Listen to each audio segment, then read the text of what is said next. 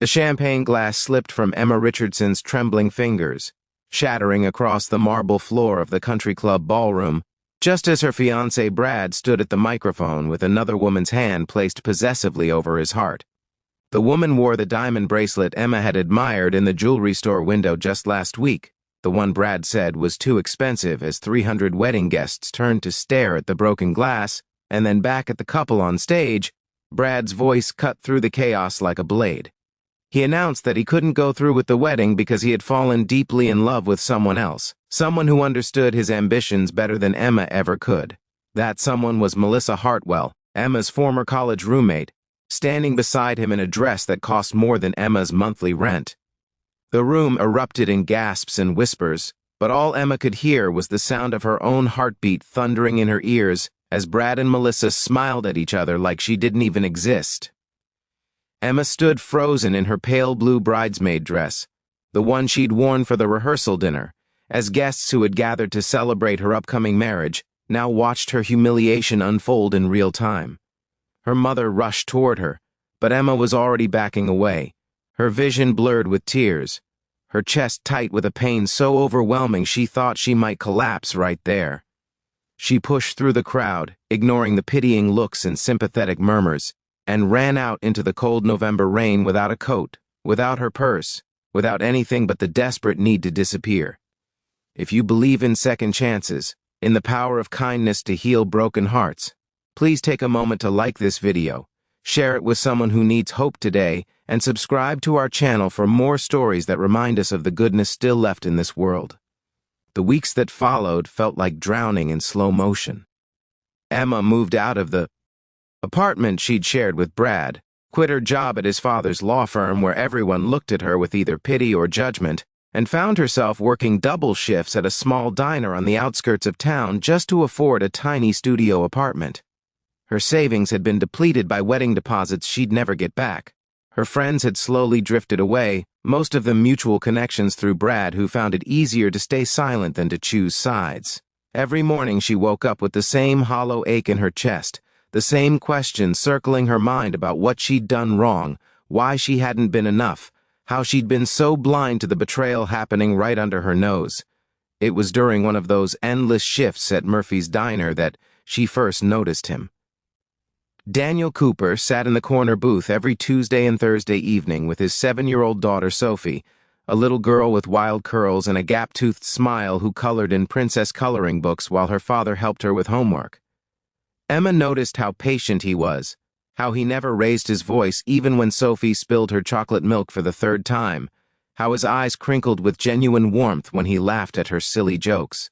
She noticed the worn patches on his jacket and the way he always left a generous tip, even though his order was usually just grilled cheese sandwiches and water.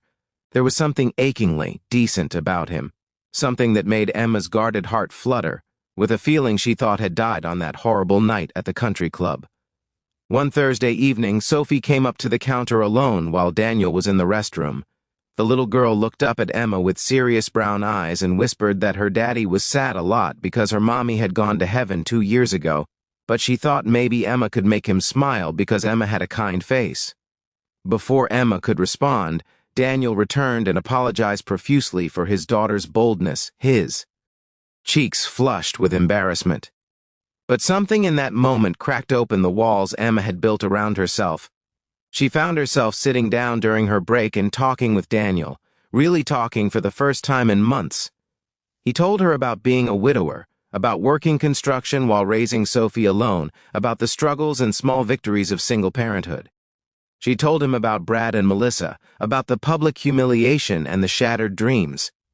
And Daniel looked at her with such compassion, such understanding, that Emma felt something shift inside her chest. Over the following months, those Tuesday and Thursday dinners became the highlight of Emma's week. Daniel started arriving earlier so they could talk longer. Sophie began drawing pictures for Emma and insisting she was her favorite person besides Daddy. Slowly, carefully, Emma found herself healing in ways she never expected. Daniel showed her that real love wasn't about grand gestures or expensive jewelry, but about showing up consistently, about choosing someone every single day, about building a life together through patience and genuine care.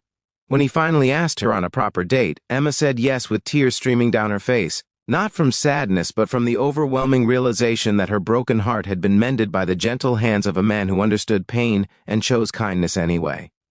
6 months later, Emma stood in that same diner wearing a simple white dress with Sophie as her flower girl, surrounded by their small circle of true friends who had stood by them through everything. If this story touched your heart, if it reminded you that our greatest heartbreaks can lead us to our greatest blessings, please like this video and share it with someone who needs to hear this message today. Your engagement helps us reach more people who need hope. Drop a comment below telling us about a time when something painful led you to something beautiful. As Daniel slipped a modest ring onto her finger, Emma looked through the diner window and saw Brad's car pass by on the street outside. But this time, she felt nothing but gratitude for the humiliation that had freed her to find a love infinitely more real, more precious, and more enduring than anything she'd lost. Sometimes the worst thing that happens to us is actually the universe clearing the path for the best thing we never knew we needed. Emma had learned that broken hearts, when given to the right person, can be transformed into something more beautiful than they ever were before.